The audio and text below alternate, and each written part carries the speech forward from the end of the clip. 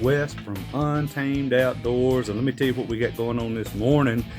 It is Christmas Day, and my son-in-law, Kobe here, has got him a Savage 270 that we're getting ready to sight in. So, man, we're going to try to do this on camera and kind of teach you a kind of a how-to video on how to sight a weapon in and get ready for the hunt, all right?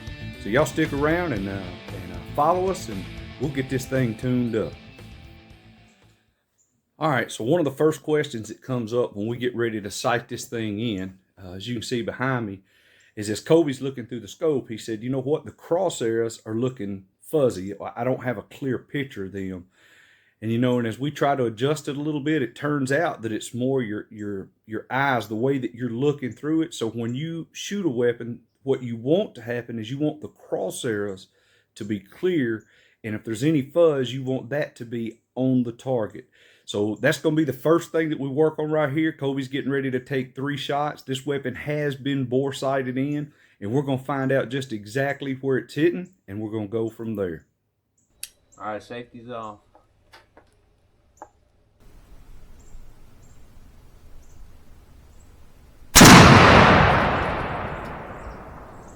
All right, it's high and to the left. How's it feel? First time it's ever been shot, man. Does it feel good? Yeah, felt good.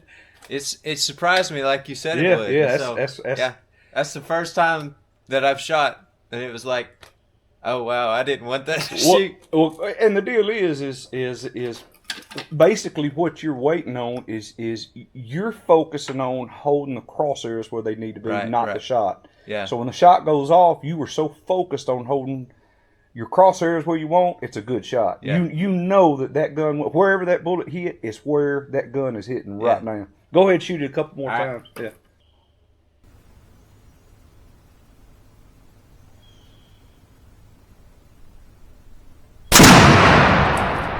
If it's really close. Oh man, it's right on top of it. So that means we don't have to shoot it again. So all right, so go ahead and you can make a safe weapon. All right, so one of the things that we talked about right here is when you are shooting a weapon, when you're getting ready to shoot, especially a rifle, to make a good shot, one of the things that we talk about, that we try to do is, and I'm going to show you with my hand, as we get ready to shoot the weapon, what you're trying to do is it's not so much a trigger pull. What you're trying to do is you actually begin to make a fist real slow around the stock.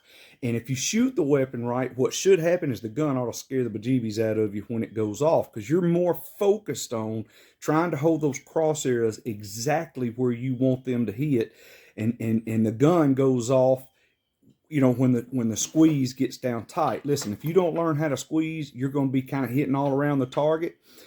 Kobe shot this gun 2 times now, and I believe the bullet holes are touching down there, which tells me that the shots he fired, that is exactly where this gun's hitting. So now we're going to make a few scope adjustments to try to tune this thing in even closer.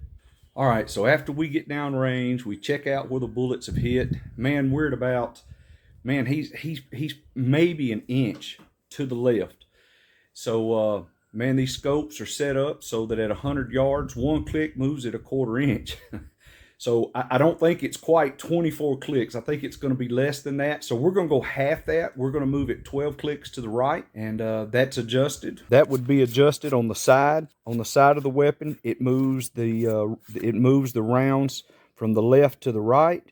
And on the top of the weapon, that moves the impact area up and down. So what we're going to try to do first is move left and right and go from there.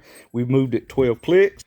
He is fixing to send another one down range, and we're going to see what we got, all right?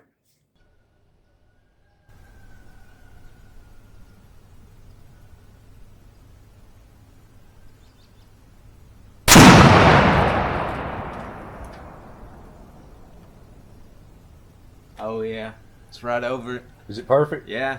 Okay. Look? No, I'm gonna trust you that it's right over. It felt like a good shot. Everything was on. Felt good. All right. So what we got now is Kobe's taking his next shot. Man, it's dead center, left and right. So what we're gonna do for this 270 is we're fixing to move the target out. In fact, I just moved it out to 40 yards, and here's the reason why. From what I'm studying online, is if we can get this thing driving tacks at 40 yards, he's going to be back on the money at 200, we think. So that's what we're trying to do right now. All right. So now it's been moved out 40 yards. Left and right's perfect. We got to see what he's doing at 40 yards. And now at 40 yards, we will adjust the up and down and get him right there. He'll be sighted in. He'll be ready to hunt.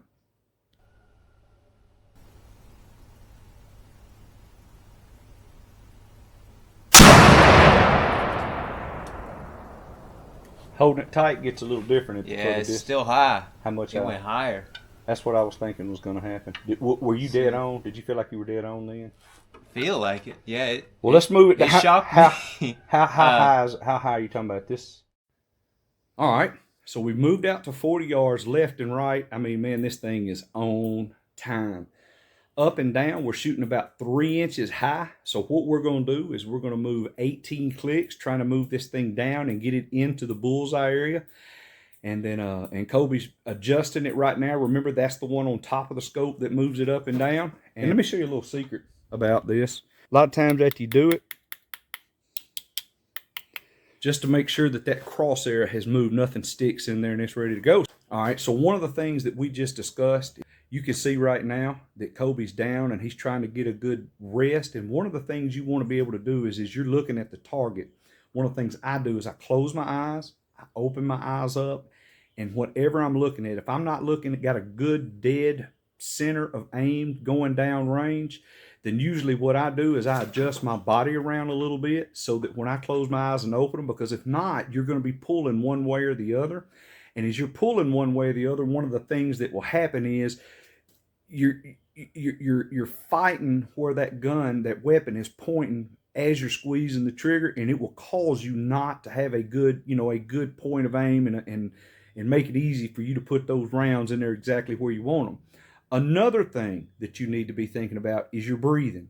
Now, I shoot on a full breath. So when I get ready to shoot, I take a breath, I hold it, and then I squeeze the round off with a natural point aim. So one thing that you need to know is if you're not shooting with the same breath each time, one of the things that you're going to find out downrange is your left and right will be good. The problem will be up and down. You'll be breathing, and those rounds will be in a straight line up and down.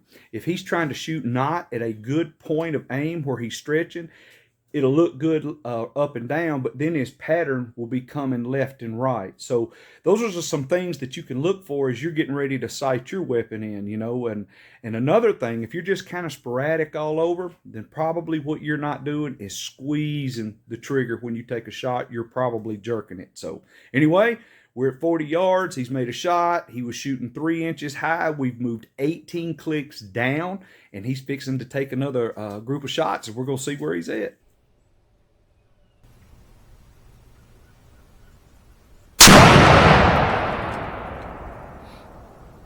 Let's see. Looks like it is like half an inch above. So you've moved down to a half an inch above? Yeah, that's what it looks like. So 18, did the shot feel good? Felt good. Okay, yeah. So we moved 18 clicks and it moved you down 2 inches. Yeah. You want me to shoot again? See if it's... Yeah, you can. Yeah, all right. For sure.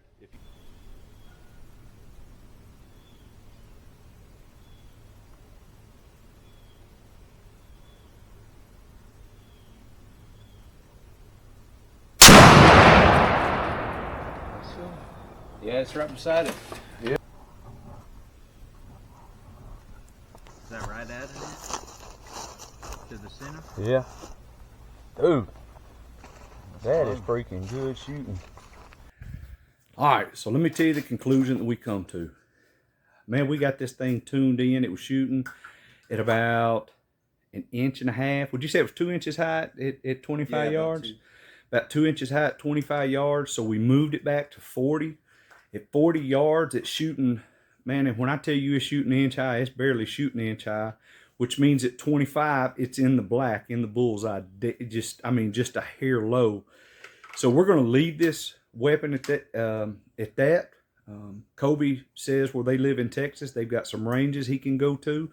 And he knows that it's tuned in pretty tight. He gets to these ranges, and if he wants to sight this thing in where he can shoot these long distance shots out to 200 or 250 or even 300 yards, you know, he can get him a box of shells, go out there and practice with it.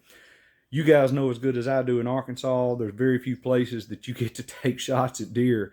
They're over about 100 yards. We're thinking right now at 100 yards, this weapon's probably shooting in the 2 inches high mark, somewhere right there.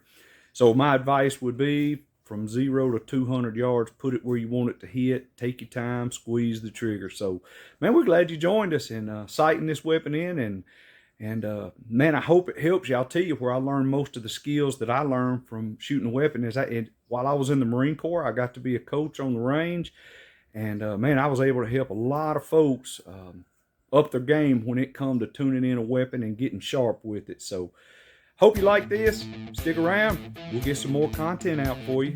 You guys take it easy.